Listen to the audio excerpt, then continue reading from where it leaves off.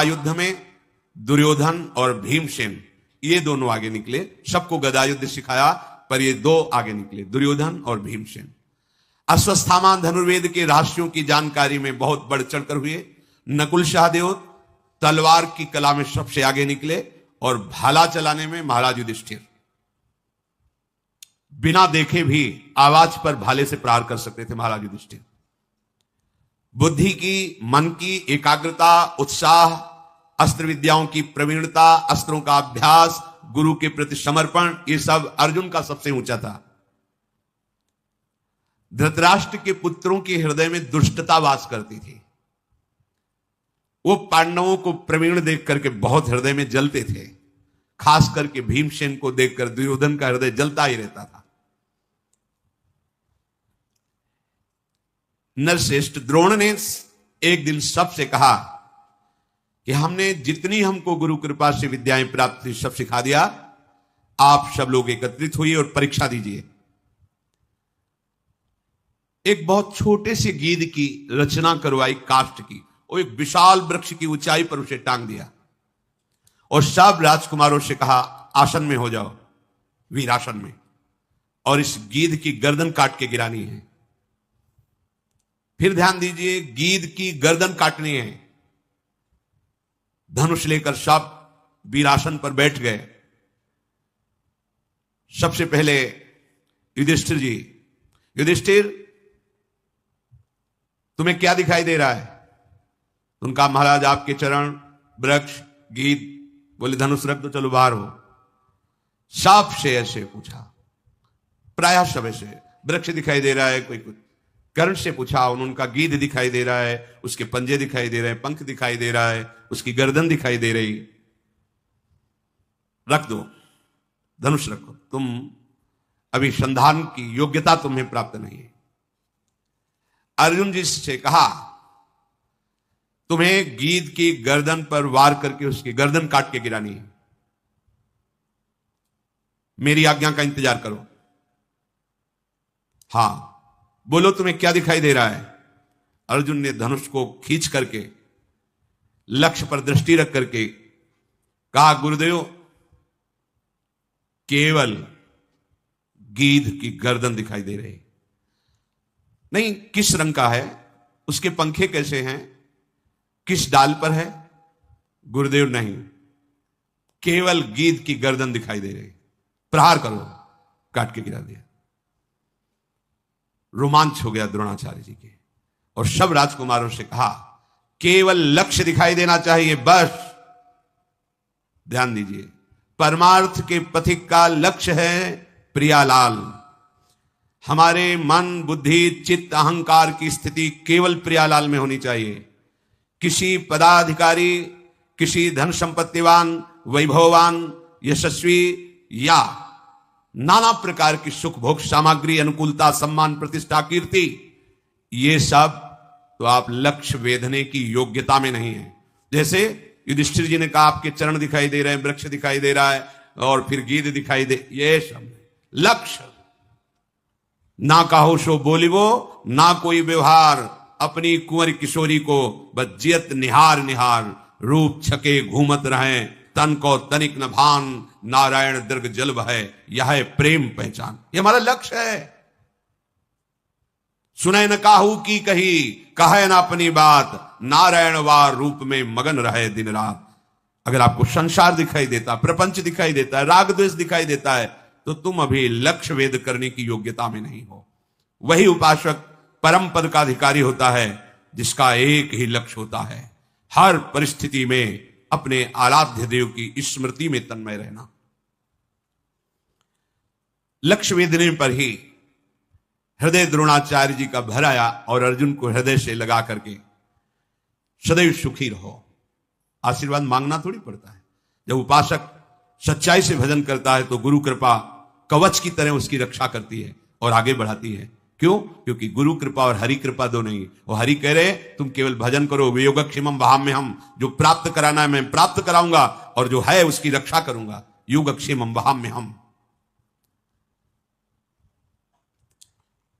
समस्त राजकुमारों के साथ श्री द्रोणाचार्य जी गंगा जी के स्नान करने के लिए, आओ गंगा स्नान करते हैं। और वहां एक मगरमच्छ को प्रकट किया, द्रोणाचार्य जी की पिंडली पकड़ ली। द्रोणाचार्य जी चिल्लाने लगे, छुड़ाओ छुड़ाओ, देखो मुझे ये ग्राह पकड़ लिया है मगरमच्छ। यद्यपि ये उनकी माया से बड़ी विद्याओं के ज्ञाता थे, भगवान परशुराम जी के शिष्य, भरद्वाज जी के पुत्र, आग्नेय के शिष्य, बड़ी महिमा से ये अपने शिष्यों की परीक्षा के लिए। अब जितने कौरव थे वो तो सब भागे किनारा छोड़ करके। युधिष्ठिर आदि विचार में पड़ गए। अर्जुन ने प्रत्यंचा चढ़ाई, सैकड़ों बाणों से बीन दिया जल में उस ग्राह को। द्रोणाचार्य जी बाहर निकले, फिर वो कौरव वापस आए। ये क्या है? गुरु का प्राण संकट और तुम भय से भाग रहे हो, ये क्या तुम्हारी वीरता है? युधिष्ठिर राज से कहा, गुरु प्राण संकट में तुम विचार कर रहे हो? उस समय अपने प्राणों की बाजी लगाकर तत्परता पूर्वक रक्षा करनी चाहिए, जैसे अर्जुन ने की। तुम अस्त्र विद्या के ज्ञाता हो और तुम भाग रहे हो। बहुत प्रसन्न हुए द्रोणाचार्य जी और सबके बीच में वहीं गंगा किनारे अर्जुन से कहा, स्नान करो। और एक अमोघ अस्त्र दिया जिसे ब्रह्मशिर नाम का अस्त्र कहते हैं। उसकी विधि, उस अस्त्र का संचालन करना, उसको वापस करना। और कहा, अर्जुन कभी इसे किसी मनुष्यों पर प्रहार मत कर देना, नहीं पूरी सृष्टि को भस्म कर देगा। जब कोई दैवी शक्ति संपन्न या आसुरी शक्ति संपन्न कोई बहुत बड़ा बलवान त्रिभुवन विजेता हो, तब इस अस्त्र का संधान करना, अर्थात पूरी सृष्टि का विनाश करने में सामर्थ। और इस अस्त्र को कोई मिटा दे, ऐसा कोई अस्त्र नहीं है। अर्जुन ने तथास्तु कहकर द्रोणाचार्य जी को प्रणाम करके इस महामहिम पूज्य ब्रह्मशिर नामक अस्त्र को धारण किया। जब द्रोणाचार्य जी ने देखा कि ये राजकुमार अस्त्र विद्या में प्रवीण हो चुके हैं, तब कृपाचार्य, सोमदत्त, वाल्ही, गंगानंदन, भीष्म, भगवान व्यासदेव जी, विदुर जी, धृतराष्ट्र जी, इन सबको बुलाया और कहा, ये राजकुमार संपूर्ण अस्त्र शस्त्र विद्या से प्रवीण हो चुके हैं। हम सब राजकुमारों का योग्य, जो शास्त्र विद्या में, शस्त्र विद्या में, राजनीति में प्रवीण हुए, एक रंगमंच बनाया जाए और इनका युद्ध कौशल दिखाना चाहते हैं। धृतराष्ट्र उस समय राजगद्दी पर विराजमान थे, क्योंकि पांडु महाराज पधार गए थे तो यही राजा के पद में थे। आदेश हुआ, वहां की बहुत ही समतल भूमि का पूजन करके वहां आसन बनाए गए, सम्राट के लिए, उनके मंत्रियों के लिए, हस्तिनापुर के पूज्य जनों के लिए, नर नारियों के लिए बहुत बड़ा रंगमंच। और सुंदर सुंदर पालकियों में राजरानियां वहां पधारी, पूरे नगर के लोग पधारे, जन समुदाय एकत्र हो गया, विविध प्रकार के बाजे बजाए गए। उस समय श्वेत वस्त्र, श्वेत यज्ञोपवीत धारण किए हुए आचार्य द्रोण अपने पुत्र अश्वत्थामा के साथ रंगभूमि पर पधारे। बलवानों में श्रेष्ठ द्रोणाचार्य जी की सबने पूजा की। उच्च स्थान पर आचार्य बैठे, समीप में कृपाचार्य बैठे, फिर गंगानंदन भीष्म जी, फिर विदुर जी, धृतराष्ट्र जी, ऐसे बड़े बड़े सब महापुरुष बैठे। जितने भी राजकुमार हैं सब अपने अपने दस्ताने पहनकर कमर कस के युद्ध कौशल दिखाने के लिए आए।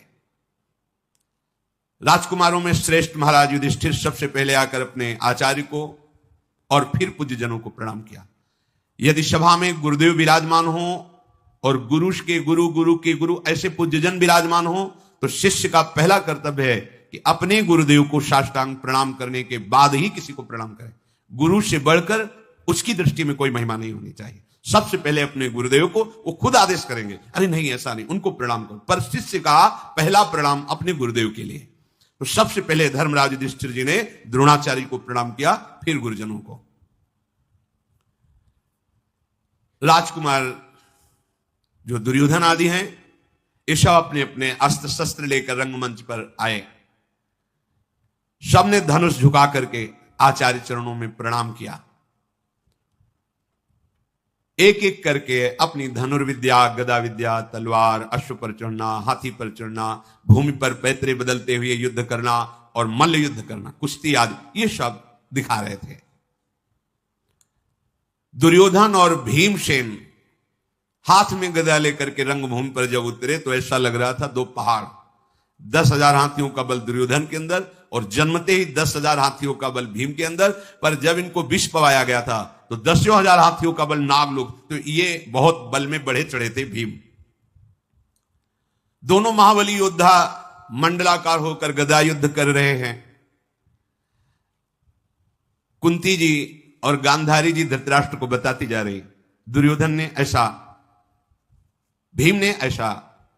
बहुत बुद्धिमान धृतराष्ट्र जी हैं, विचार कर रहे हैं कि जैसे पैतरे भीम बदलता है, देख तो पा नहीं रहे, सुन के दुर्योधन कभी इनसे जीत नहीं सकता। वहीं हृदय में आग पैदा हो गई कि मेरे प्रिय पुत्र का विनाश करने में समर्थ होगा ये भीम। बहुत बुद्धिमान थे।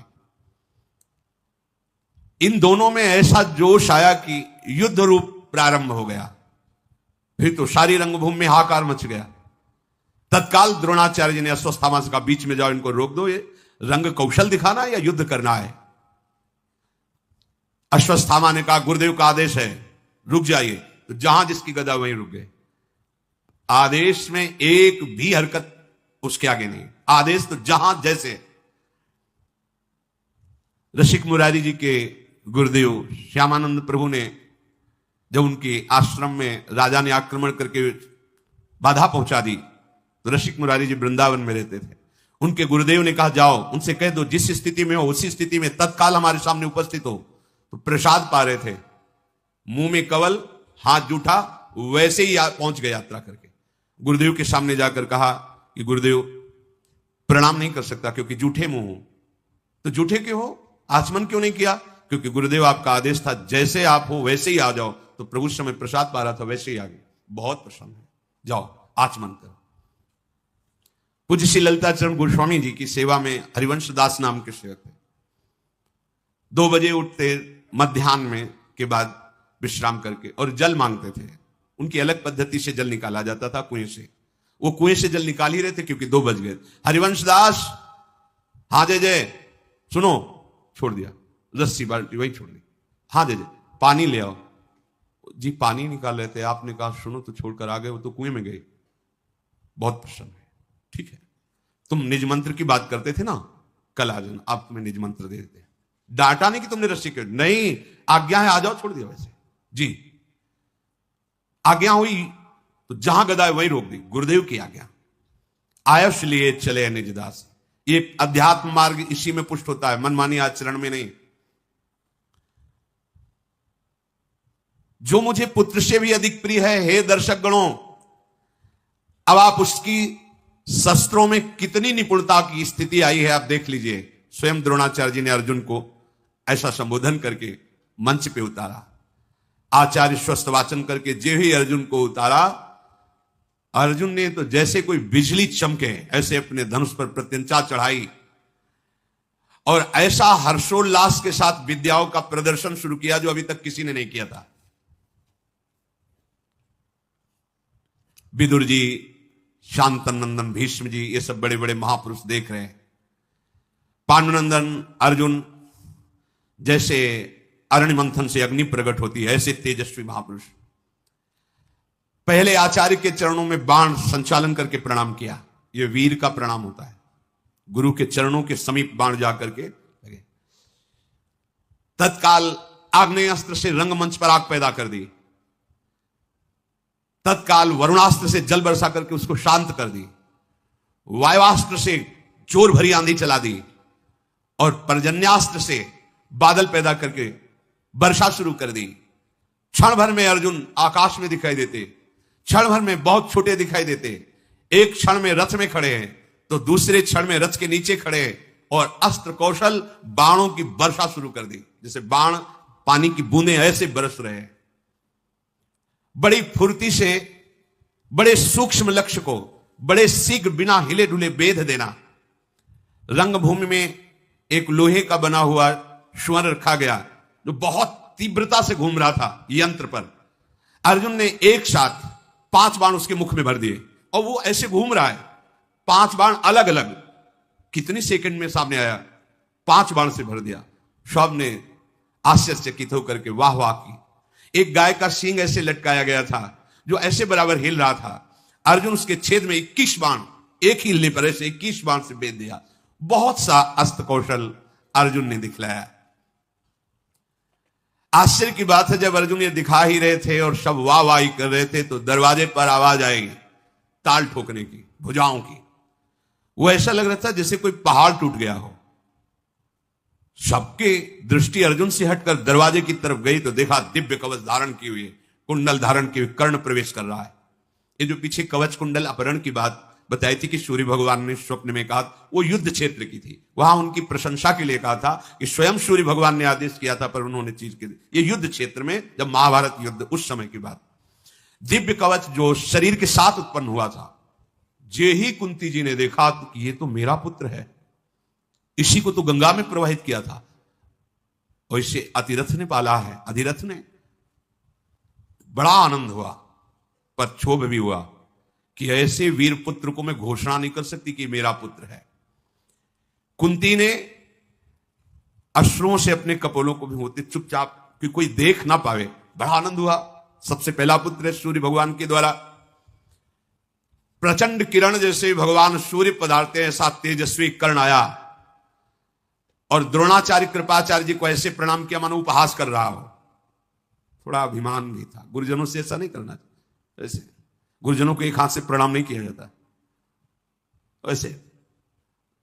और द्रोणाचार्य जी से कहा, बड़ा यश गा रहे हो अपने शिष्य अर्जुन का, इसने जितनी कलाएं दिखाई इससे बढ़कर कम समय में मैं कलाएं दिखाता हूं। सब सभा सन्न रह गई। तुरंत बहुत से वीरों के साथ दुर्योधन खड़ा हुआ। अवश्य अवश्य स्वागत है वीर तुम्हारा, क्योंकि तो चाह ही रहा था कि अर्जुन की समानता करने वाला कोई नहीं, कम से कम ये वीर तो बोल तो रहा है, पर आज दिखाई भी देगा कि कितना वीर है। महाबली द्रोणाचार्य जी ने कर्ण को आदेश दे दिया, तो अच्छा दिखा कला कौशल, बातचीत से ही नहीं होता। आश्चर्य की बात, कर्ण ने जितने अर्जुन ने कलाएं दिखाई थी दिव्यास्त्रों की, सब दिखा दी, और कम समय में, अर्जुन से कम समय में। बड़े भाई हैं, पर पता नहीं है ना किसी को। और द्रोणाचार्य जी से कहा, आदेश कीजिए इस अर्जुन को, इसी रंगमंच पर मैं द्वंद्व युद्ध से ललकार कर इसके प्राणों का हरण करना चाहता हूं, मुझे ईर्ष्या है इससे। खड़ा हो गया दुर्योधन और छाती से लगाया कर्ण को और कहा, प्रिय मित्र, हस्तिनापुर का राज्य तुम्हारा, जैसे चाहो वैसे भोगो, तुम्हें मैं मित्र स्वीकार करता हूं, और इन शत्रुओं के मस्तक पर पैर रख दो, यही हमारी इच्छा। उसकी तो छाती भूल गए।